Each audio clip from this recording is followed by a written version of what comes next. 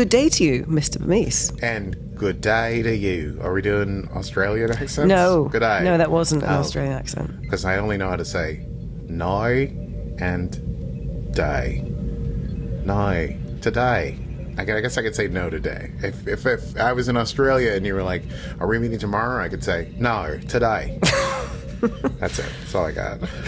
Very good. You will do very well with that one particular answer.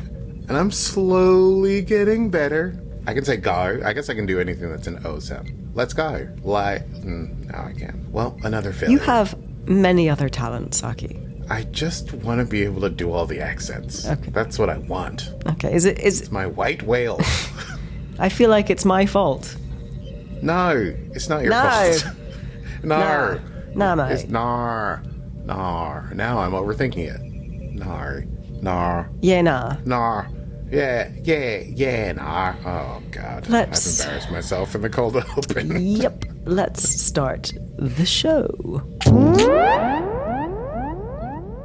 Oh dear, and I'm back with my normal voice, where I speak well. Welcome into Set Phasers, a highly illogical Star Trek podcast. Today's stardate is stardate 156504.2, and we're talking about, we're in the downhill stretch here, the final season of Star Trek Discovery, Season 5, Episode 6, entitled Whistlespeak.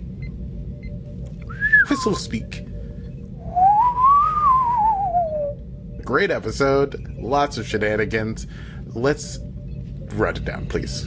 Please. It's time to run it down. Can you run it down for me? What just happened? Can you run it down for me? Oh yeah, remember we got that sample last time. It was so hard to get. It turns out, 2 days of testing, it's just distilled water. Couldn't be any more upsetting. And, Stamets and Tilly and Michael are working on it, but they are not able to figure out what exactly is going on. And then Michael gets called into, I forgot what he calls it, the non-room, the white space. What is that again? It's like a sort of meeting room in... The Infinity Room. There's so much new tech in this. I'm like, wait, what? Yeah, they really are throwing the tech at us. Yes, Kovich invites Michael to the Infinity Room, where it is revealed that the USS Lockerer is the one that's going to handle the search for Mal and Locke, who are in the wind, as the bard once said. And Discovery's got to stick to figuring out the progenitor tech. The scientists who had hid the clue, Kovich has found out the identities of these scientists, and that could help in figuring out how each one hid. They use their own specialities to hide the clues. So he gives Michael a piece of paper, a real piece of paper with the names of the scientists, and so they're able to use their backgrounds to try and sort out which was which and why, or what their thinking might have been behind how they hid their clues. Meanwhile, Culber is speaking to a holo of his abuela about mofongo and how he wondered what her recipe was, and she was like, I never made it. I always made it terribly, and then when you went and took a nap, I replicated it, and you guys loved it. But it is apparently a tester, a beta version of a grief alleviation therapeutic, where the hollows are able to be people who you, I guess, trusted or confided in your life, even though they are gone, and it allows people. So anyway, he's working on that with Dr. Pollard, and he decides he also will ask this hollow about his experience on Trill, the Jintara, and how it's still kind of bugging him, this experience, and how he feels about it, and trying to understand it. And since she was one who dealt with a lot of faith and mysticism, he thought maybe she could help. But she says, I brought you up to be a scientist and a doctor, and you must take a look at the facts to maybe figure it out. And he goes, oh, that's a great idea. Well, the play's the thing. Oh, now I'm on a Shakespeare tear. I gotta stop. Stamets, Tilly, and Michael are going through the names and the remaining doctor clues. There's 2 clues left. There's Dr. Derek's, which I think is a very funny name because it sounds like multiple Derek's, and Dr. Creel. And Michael is betting on Dr. Creel, who was a no. Oh, God. I tried to say Denobulan. Oh, God. Denobulan. Thank you. Dr. Creel, who was a Denobulan. No. Denobulan. Denobulan. What did I say? Denobulan? Denobulan was what you said. Denobulan. Dr. Phlox. Denobulin. Oh, no. Denobulin. Denobulin, right? Denobulin. Yep. Dr. Creel was a denobulin. Yes. And as we know from Enterprise, they come from a planet that is plagued by storms, and he specialized in weather towers that created rain. At first, I thought we were going to go to Denobulus, which I think is the name of their planet. But Stamets goes, actually, he knows how Denobulin weather towers work. They use silver iodide to create rain. And so that actually is not super relevant at that point. But they look for planets along the Denobulin trade routes that are arid enough that in order to get water out of the air, they couldn't even use the silver iodide. They would have to draw water molecularly. Good Lord, this is a tough episode for you. The denobulin is really threw me. I thought now that I was using my own accent, but now you know what I remember? Hard words, gotta use my upper crusty British accent. So denobulin will come out smooth every time, but then I'll sound like a maniac for the rest of it. So I'll just anyway, so they find this planet Halem'no that was actually along the trade route and has some secret weather towers, and they were built by Dr. Creel. So they head to Halem'no. The tower is disguised to look like a mountain because the people of Halem'no are pre-warp and pre-industrial, and so Dr. Creel probably hid it in order to not violate the Prime Directive. So they're going to head down in disguise, Michael and Tilly. Meanwhile, Adira's up on the bridge. They've been asking for bridge time. They're going to get it, but unfortunately, or fortunately, they are working under the Khan of Rayner as Michael goes down to the planet. But Adira is going to be the person in the chair, as they say. There's unusual energy in a field around the tower, so they can't beam in, so they have to go down to the planet and they have to walk to it. That's the Trek trope of sorts, is the what we want is right there. Can I beam in? No, we can drop you off several clicks south and you'll have to walk in disguise. Michael is doing her xenoanthropology thing before they beam down, listening to how these Halemnians speak. They do have like a vocal speech, but they also speak through whistle speak, so that they can be heard from far away, and the translator is able to figure out what they are speaking. We learn some other things about their culture that help them prepare to go undercover. As they're going down, Michael asks how things are going at the academy, and Tilly has a bit of a hesitation, but they have to head down before they can answer that. On Halem'no, speaking of cool tech, forget the Infinity Room, let's talk about these retinal tricorders. Yes. Pretty very, sweet. very cool. I think what very Geordie, right? What are we calling them? I think they call them. Oh, do you have retinal tricorders? I think is that what we called them? Yes, I just wrote down retinal tricorders. And we also had subcutaneous comms. Oh my but not the first time we've seen subcutaneous. subcutaneous See, I can't do it. Subcutaneous comms. But it was the Try first doing time. it in a British accent, Steve. Yeah, it was the first time we'd seen retinal tricorders, though. It was pretty sweet. Retinal tricorders. I love subcutaneous comms. I worked so hard on subcutaneous, I forgot the second word. Anyway, they head down to the planet. Meanwhile, Book approaches Culber on the ship and is like, we need to do stuff. Put me in contact with people on the locker. As soon as they find Malalock, I want to be contacted so that I can help them, bring them in and help them with their whatever they're going through. And Culber's like, hey man, take a step back, recharge, stop fretting. Meanwhile, Culber has to then go visit Paul and wants to do a full neural scan on himself in order to figure out what's going on with these Jantara after effects. Stamets is a bit worried, but he agrees to do it the following morning on the planet Halem'no. Michael and Tilly run into a group of these Halemnites who refer to each other as compeers. They meet an elder who is coughing due to dust in the dry lands, and this group is on their way on pilgrimage to the temple, to the great tower, to exactly where Michael and Tilly are trying to go. So they go in with them. They ask about, can you go into the temple? And only the most devout, they are told, are able to go into the temple. They pretend to be people from the far, far east, and they meet Rava, who is the person who's been whistling to beckon the group to the tower for succor. As they arrive, the elder who had been coughing because of their time in the drylands begins to have a real, unable to breathe. And so they rush this elder to the healing grove. Lungs are full of dust. Michael and Tilly are like, we could fix this in a heartbeat, but they can't break the prime directive. Finally, the priest/doctor arrives, and they form a tight circle around the coughing elder. Michael's patting her on the back. They have ringing bowls. I don't know what you call it. Singing bowls? What are those called on Earth? Do I look woo-woo to you? Okay, fine. I'm going to call them singing bowls. They got their singing bowls out. And like a singing bowl or something? Yes. Okay, well, look at you. Knowledgeable. You know more than you know. Woo-woo. Fine. I'll be the woo-woo one. The ringing creates sonic waves, which causes the dust to come clear, but it also causes Michael to pass out. It is called the sound cure. We learn that this priest is the father of Rava, the person we met initially. They also came from far away when Rava's mother died.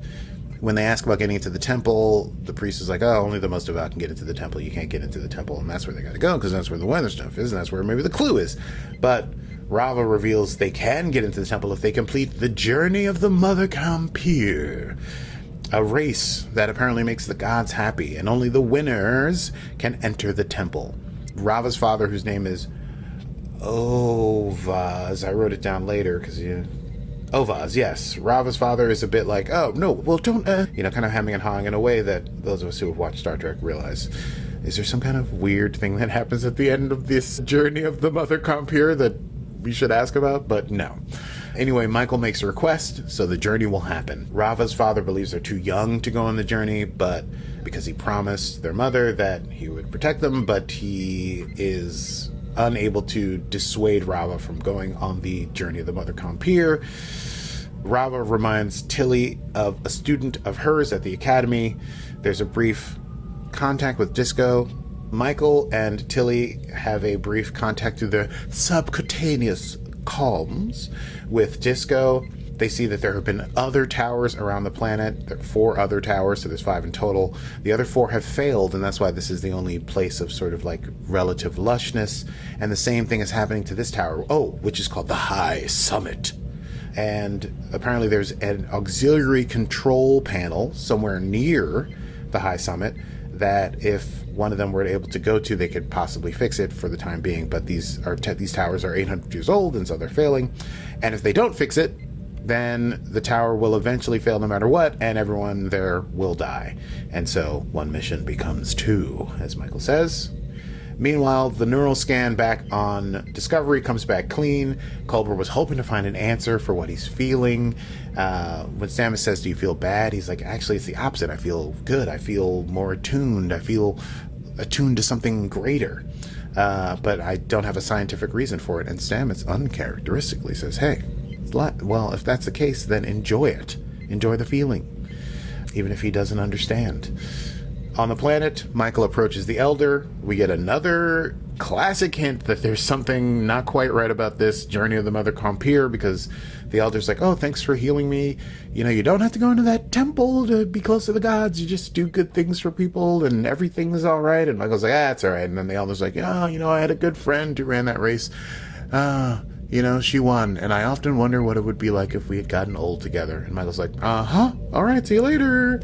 Another clue that maybe, I don't know, like a monster eats you at the end. That's what I was thinking. I was like, you finished the race, and then we use your life's blood to fuel something crazy like that. The high priest Ovaz makes his speech, and we realize that part of the this is very funny. They're all like, great, we'll just run up this mountain, no problem. We have Starfleet training. But they eat this like weird substance that makes them all super duper duper thirsty.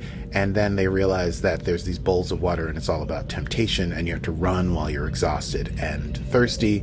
And some people immediately give up after a few seconds of feeling as thirsty as they are. They get disqualified and the race begins. Michael's feeling rough. Tilly's kind of powering through. We're seeing tons of people bail on this run. Michael sees some moss that has a mutation in its color, and that could be caused by radiation, which means that moss could be leading to the panel somewhere. which means one of them has to go off after the panel and one of them has to continue the race to get inside of the temple. So Tilly continues the race and Michael goes after the panel. And Michael drinks some water. Relief. Tilly and Rava are running. Tilly almost gives up, but Rava says, hey, we're the last two left. I'm going to give you some competition. Let's go. We can make it to the end of this race. Michael uses her, I already forgot what it's called, eyeball tricorder. Retinal tricorder. And finds the panel for the auxiliary power in the rock and speaks to Adira on disco, and Adira has to help her through fixing it remotely. Tilly and Rava make it almost to the end, and they're like within, it's like a marathon kind of deal. They're like getting to this last like 50 steps, and they're stopped by Ovaz, who says, you have almost completed the trip, but the story of the Mother Compeer is that she ran up to the top of this mountain to beg the gods for rain, and she was sorely tempted along the way to get water for herself, but instead she brought the water back down to her children. And so they have to do this last part of the race while still under the effects of whatever they ate that makes them super duper thirsty, while holding a bowl of water before their faces. Just the last 10 or 15 steps. They do this. Rava falls, unable to keep their water in the bowl, and they get an immediate DQ. But Tilly, being Tilly, is like, I thought you were going to give me some competition, pours half of her water into Rava's bowl, and they finish the race together. Hooray! Surely that was all that was strange and unpleasant about this race of the Mother Compeer. They are headed to the temple, and surely the next clue, no problem. End of show. But no. Back on Discovery, Adira wants to tap out of helping. Michael is feeling the pressure and maybe a little bit of trepidation from having been the person who brought the time bug aboard Disco. Rayner says, stop second-guessing yourself. You're here because you belong here. Tough love, tough love, tough love. And then Michael's like, Adira, help me. And Adira's like, all right, cool. And they manage to get the power back online, which means that the temple will work, which is great because they need to turn the temple on for the water. Tilly is in the temple, is not able to see any clues. Rava's father, Ovaz, is super sad. Why? Because we find out it's a sacrifice. You won the journey. You did all this work. Now you get locked in this temple and you die. But it brings water to the people. The temple shuts. The walls come down. Something scrambles the signal, so now they can't beam in or out.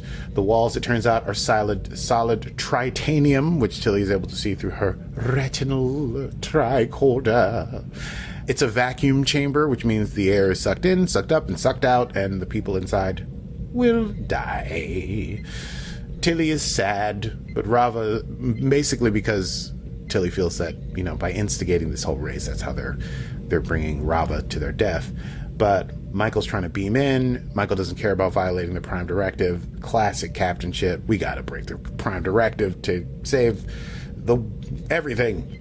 Rava shows Tilly some of the ancient Halemnians numbers that are on the, I forget what they call it, the Serenity Wall or whatever, where you pray while you die. And Tilly's like, I've seen one of these figures before. And then Rava has a crisis of faith, realizing that they don't want to die, and Tilly has to comfort them. Meanwhile, Ovaz is outside in the chamber that is not vacuumed, and he's weeping, and he's talking to the spirit, in his mind, praying to the spirit of his deceased wife. It's sad that he wasn't able to keep Rava alive. Michael beams in, screw the Prime Directive. Ovaz thinks it's a vision. Michael tells him it's not a vision, it's just me. What you're standing in is a machine. Ovaz is unconvinced. Tilly is talking with Rava, because Michael's like, I need something to work on them out here. Rava shares a tune that their mother used to sing to them to help them sleep.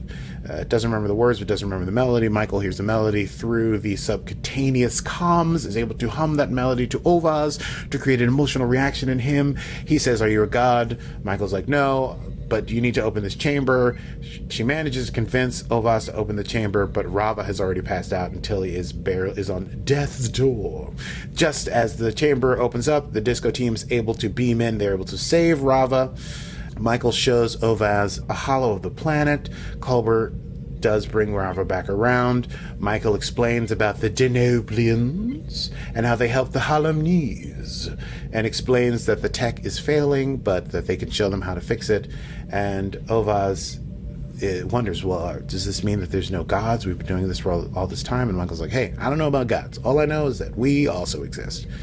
And these are my shorthand. Michael references when he asks, like, what do we do about our religion? The elder who said, these sacrifices, going to the temple is not necessary. The power, the faith of our people is demonstrated by our commitment to one another. Michael and Tilly have a little bit of, I almost lost you there. That's okay. And Tilly's like, you're going to be extra glad that you saved me, because she shows Michael the symbol for number 5, which is the symbol on the side of the vial that had the distilled water in it, which means the clue is in Tower 5.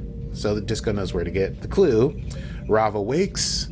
Ovaz and Rava have a wonderful reunion. Thunder rumbles. Rain falls. Blow wind and crack your cheeks, you cataracts and hurricanes. One more Shakespeare quote just occurred to me.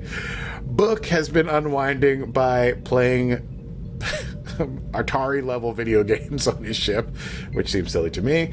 Culber arrives with some food. It's Mofongo, obviously freshly replicated. Culber explains to Book that he's been having this spiritual awakening since Jintara, and Book's like, good, follow that. And Culber's like, but what about the fact that my partner can't understand anything spiritual? And Book is like, hey, sometimes some things are for yourself. And then it's revealed that, Book, yeah, it was like that when I was... Oh, sorry. Can I get the music, please?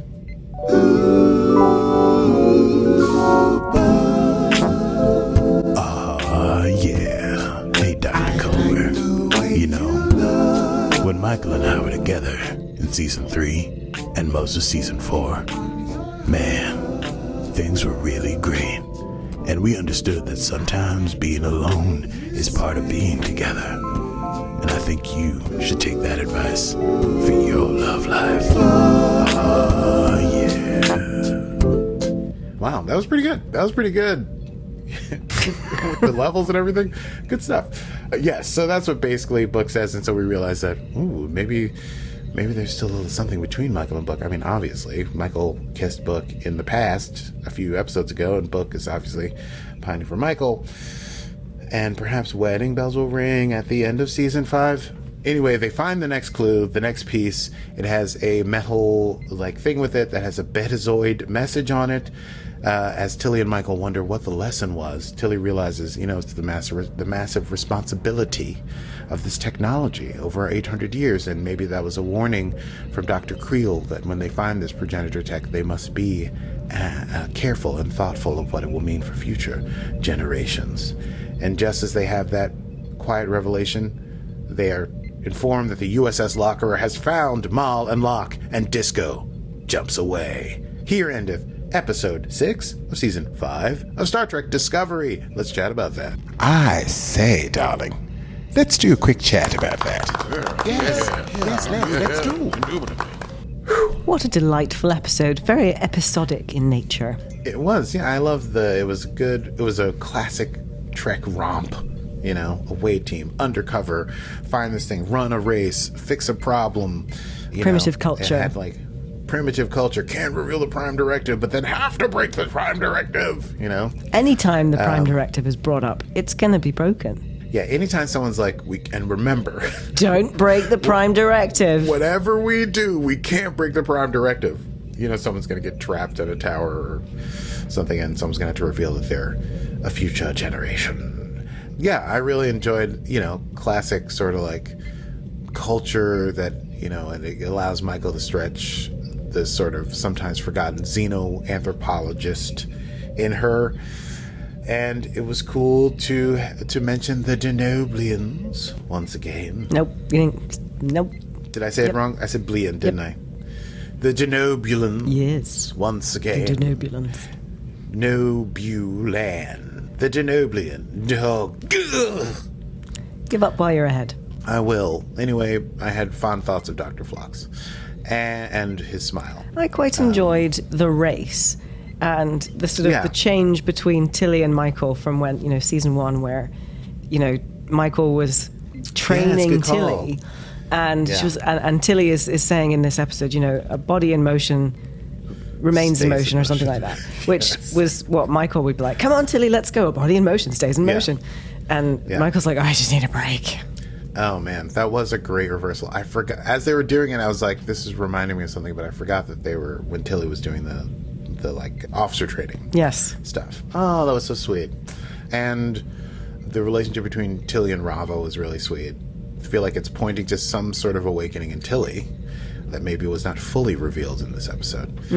Something about her teaching. Something about her teaching and wondering how to interact with young people in this sort of chaotic period. Even though it's peaceful, it's like post-burn and all this stuff. And she was mentioning it to Michael that like she doesn't know whether to tell her student like, go ahead and make some money doing cargo stuff or stay in the Starfleet or whatever. I feel like that with Gen Z. I don't know how to talk to them. Yeah, you got to be like on fleek, no cap.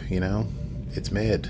Obviously, I don't know how to talk to them either. But yes, Tilly, I think I really loved their sort of like stick-together-ness and sharing of water. And I thought you were going to give me some competition, kid, that kind of thing. And What about Rayner? Because I feel like he's now changed, and Mr. Mentor, Commander Rayner, with Adira. yeah, tough love, Rayner. I love it. I think it's a nice counterbalance to Michael. It's like the version of Michael that has maybe slightly less emotional intelligence, but is able to at least communicate. He's like, the reason you're on this bridge is because I have faith in you. I wouldn't have brought you up here if I didn't think you could do it, so you can do it. Kind of stuff, which is, maybe good. At least he's not biting people's heads off for coming up with ideas. I almost wondered if it was just a bit too easy. If someone gives me a bit of For- feedback, it takes me a while to implement it. Hey man, Rayner's a captain. He's seen some stuff. I don't know. Yeah, I mean, listen. He's doing his best. We had to show that he's grown, and this is how we did it. Agreed. That he got some feedback. And one clue remains. And yet 4 episodes remain.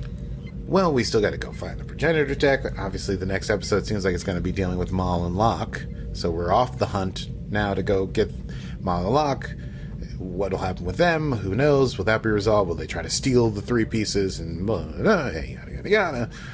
Breen. So exciting times as we come into. I can't believe we just said how few episodes are left. It's really making me sad. But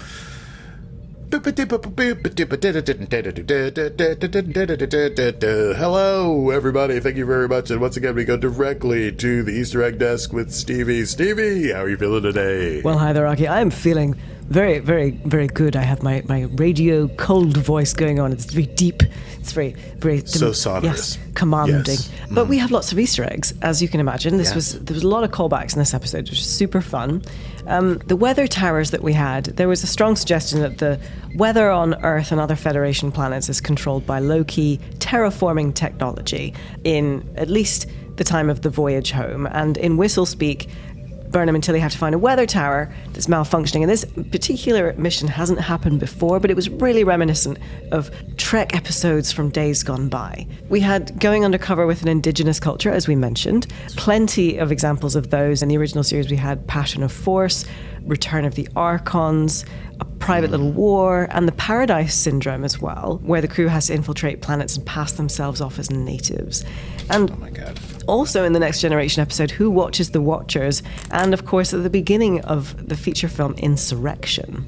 And if you remember also in Strange New Worlds, Pike, Spock, and La'an all went undercover similarly in the series premiere of that show entitled Strange New Worlds. That's right. Yes. Yes. And in fact, the very first glimpse that we ever get of Michael Burnham in the Vulcan Hello, she and Captain Georgiou Yes. were trying to save a pre-warp civilization from a drought without being detected. Hello. So Man, nice little callback. you're really finding the connections, the gems from season 1 to season 5 today. Okay. Love the callbacks. As we mentioned, we had the subcutaneous comms. They had actually been used before by Kirk and Spock in the episode Patterns of Force, which we mentioned. So, again, part of this throwback to indigenous cultures and subterfuge. We had denobulins, as you mentioned. For our favourite Dr. Phlox gets a little shout-out, if you will. And not a shout-out, but certainly a little... He's the most prominent denobulin. that we know, yes. And we've seen We've seen denobulans. Sorry, it's catching. Yeah. On Lower Decks and Prodigy, and briefly in Strange New World Season 2. But despite being mentioned, we actually don't see a denobulan in this episode or throughout Discovery so far. I was very sad about that. As you mentioned, we get a callback to remembering that Michael Burnham was a xenoanthropologist, which I think is quite fun because she's actually perfect for away missions of this nature because of her background, unlike, shall we say, several other Starfleet captains who would frequently go on missions like this without relevant experience whatsoever. Yeah, or commanders. Indeed. Who would go down there and just start having sex with everybody. Very true. But if you remember the chase, and it was Captain Picard who went off in search, and he's got this, deep archaeological background. Yeah. So he's got somewhat of a real tie to this in a way that Michael Burnham has a real tie to this. Yes. I'm just thinking of Riker getting some basic facial surgery or whatever, and then going down and being like, hey, what's up? Yeah. So we also had a throwback to Paradise Syndrome. So overall, the Whistlespeak story in this episode feels like a very modern update of quite a tricky TOS episode called Paradise Syndrome, where Kirk lost his memory and became part of a tribe of Native Americans who lived on a non-Earth planet, which wouldn't really fly these days. Yeah, it was the 60s. But it was the 60s. They were trying to do something. They were. They did a lot of things. So, you can't always get it right, right? Yeah. Exactly. But the sci-fi premise was really interesting here, even if the politics were a bit weird. And so a device that was placed on a planet by an advanced alien race designed to protect the people of that planet malfunctions and gains religious significance. So this is pretty much exactly what happened. So another really cool callback. Interestingly, this connection goes even deeper when you realize that the preservers mentioned in that episode were the first indication that an advanced humanoid species seeded several planets with humanoid life forms. So perhaps without the Paradise Syndrome of the original series, we wouldn't have had the chase in The Next Generation, and we wouldn't have this entire storyline in Discovery. To quote Tilly, it's a massive responsibility, technology. It certainly is. Well, Akie, on that bombshell, I hand it back to you in the studio. Thank you very much, Stevie. And we go immediately now to quotable moments. Quotable moments. Well, there's a lot of action, so not a ton of quotable moments in this episode. For me, I did love when Culber visits Paul Stamets and is like, hey, partner, you want to come do a neural scan with me? We haven't worked together in a long time. And Stamets is like, nothing as romantic as a neural scan. Also, I don't want to steal any of yours, but that moment where Tilly and Michael's like, I gotta go do this thing, and I get to drink water, and Tilly's like, fine, I'll finish the race, and says, go chase your moss. I'm the queen of endurance. A body in motion remains in motion. And runs on. I thought it was really sweet. I don't have there are two moments that I would pick out. One wasn't a particular quote, but it was when Tilly's figuring out what's going on, and there's like this sort of look that she has. And we couldn't really quote it as such, but it was just such a brilliant sort of moment of like, oh shit. Doesn't she say like through her teeth like sacrifice? Yes, or that was something it. like Sacrifice? That. It's so good. Loved it. Yeah. I think Tilly a few times in this episode was like, well, what's going on here? Like talking through her closed mouth. Reminded me of that episode when they were in, what was that? The dodgy marketplace. So many dodgy of Discovery. Yeah. Do you remember it's got a really funny name. The Klingon dodgy marketplace? No, that's something City Limits. Not City Limits. Yeah, do you remember we were like every time we talked about the episode we went, oh my god. Bush City Limits. Oh yeah, I can't remember. You know what I mean? I remember that joke between us, but I can't remember the name of the thing. Sky Dunstan. Anyway, when they were sort of undercover and Tilly got a bit high. Oh yes. Was that season 2?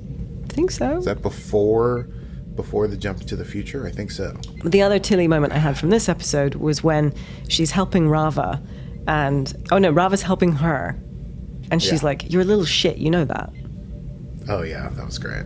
That was so good. It's not like a quotable Star Trek moment forever, but like in that moment it was just really good. Right. I think Rava responds with something like, I can't hear you, I'm too far ahead, or something like that. Which really, quickly creates their rapport. Says, I liked Michael's response when Ovaz says, are you a god? And Michael says, no, I'm just a person from really far away. I might have a bit of news. Oh, news? News. Hit me. News from around the galaxy. Well, we have Star Trek news. Kurtzman has appeared on the latest episode of The Ready Room with host Will Wheaton. Oh. And Will was asking, what is the future of the Star Trek universe? We have Strange New Worlds. We know that Lower Decks is finishing. We know that Starfleet Academy will continue where Discovery leaves off, a rebooted Starfleet Academy operating in the 32nd century. And we know that the Star Trek TV universe will be getting its first feature film with Section 31, following our breakout anti-hero, Empress Georgiou. Now, all of that said, what's going to happen? And Kurtzman gave an extensive answer to that question, letting fans know that there is plenty of Star Trek right now, which I kind of disagree with, because we're losing it. But he said that for any future installments of the franchise, there will be a very high bar to pass in terms of consideration. He said, I spend a lot of time for that first season of Discovery really meditating on this incredible universe that's been around for so long and how much more can be done with it, how many amazing stories there are to tell. I only want to make another Star Trek show if there's something to say. I don't want to do it just to do more. I think that would be a real huge disservice to Star Trek, a huge disservice to the fans, and I think fans would feel it instantaneously. They would know that it's not authentic, because if there's one thing that Star Trek fans know, it's authenticity. And that being said, I just want to take up a bit of business news that overlaps with some Star Trek news. Oh, do go. Paramount Global is in talks for a takeover at the moment. CEO Bob Bakish, not entirely sure, he stepped down amid disagreements because he was not a particular fan of a deal in discussion with Skydance. Paramount had entered into exclusive discussions with Skydance for the last 30 days, and they've now allowed that deal to lapse, just in terms of talks. And now private equity giant Apollo is having discussions with Sony about a collaborative bid for Paramount. So it's hard to say what's going to happen, but we do know that Paramount's streaming efforts to date remain unprofitable, which I think unfortunately will impact the Star Trek universe. So not terribly good news. I have lots of thoughts about that, Paramount, but no one's listening to me. Hopefully there will be a great idea that passes Alex Kurtzman's bar, and we'll have more Star Trek in the future. One can only hope. Well, anyway, on that sad bombshell, it is back to you. Oh, no, wait. Is it?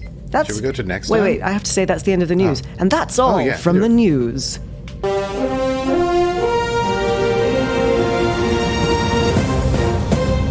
Next time. And now. On Set Phasers. Oh, sorry, do it again.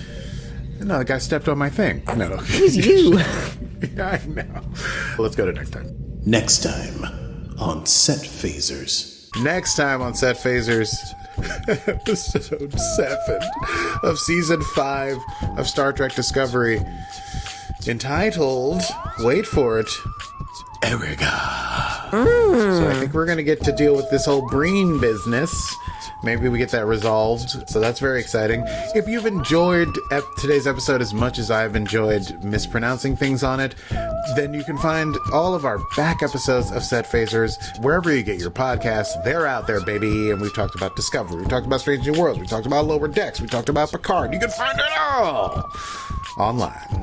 Yes, you can. And if you want to find us, we are on the YouTube at Set Phasers Podcast on the YouTube. Do check us out. We have lots of little clips. We have our news clips. We have our Easter egg clips. We have our full episodes in podcast form and in video form. We have it all, and it's all on YouTube.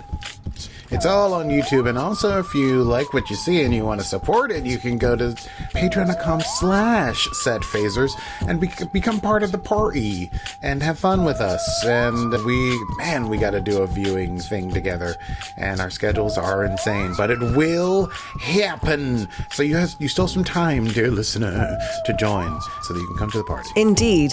Well, that is all from me. I am Stevie Mans. Until next time. And I know it's eccentric of me, but I do love the feel of paper. And this has been Set Phasers, a highly illogical Star Trek podcast. Oh, crap. Computer. What? End program. That's very good. Thank you. I think Dr. Kovic will see some cassette tapes next time. Or yeah, maybe. he's going to be like, have you ever checked out this? Do you know what this is? It's a cassette tape. I'm rather fond of them. Do you like the Eurythmics? Sweet dreams. Yeah, he's got like a little desk in that infinity room now. I think every time they go back, it'll be some other weird thing. A bust of Beethoven or something.